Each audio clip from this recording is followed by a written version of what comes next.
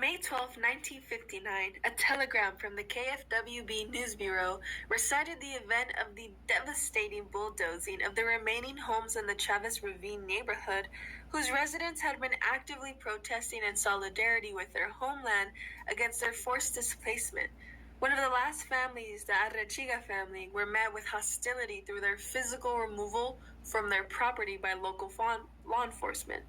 As they were being dragged out of their homes held by their hands and feet, they shouted, "Why don't they build the park in Rosalind Wayne's backyard or Mayor Polson's backyard instead of ours?" In today's world, events like Chavez Ravine battle continue to take place, but in more legal and discreet ways, because they're disguised as urban redevelopment, modernism, and gentrification, along with lighthearted claims of affordability and accessibility by private investors, classist politicians, and corporate powers.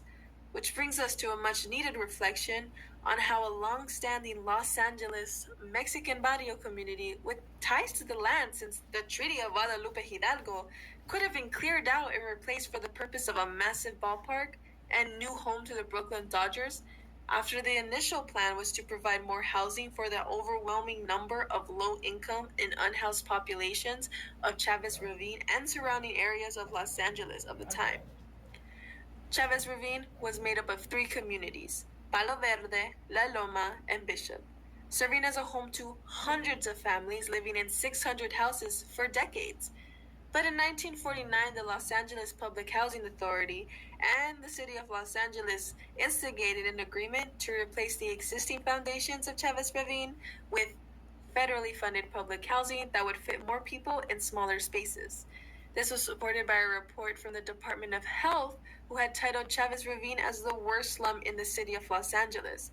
But this wasn't a fully accurate report of the area because of the history of neglect by the city. It was a force of erasure of an entire community and their culture, overlooked and fueled by the standards of modernism and the quote-unquote American dream image.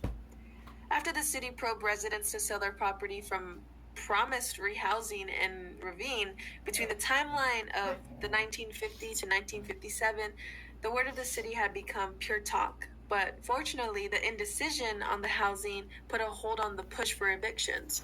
The initial housing plan in 1950 was to build 10,000 new units funded by public housing. Shortly after, there was a change for larger public housing projects instead called Elysian Park Heights that would accommodate up to 16,000 residents via 13-story buildings. But these plans for the new housing became problematic in the blueprints and increasingly unrealistic to effectively rehouse all the evicted residents in the area.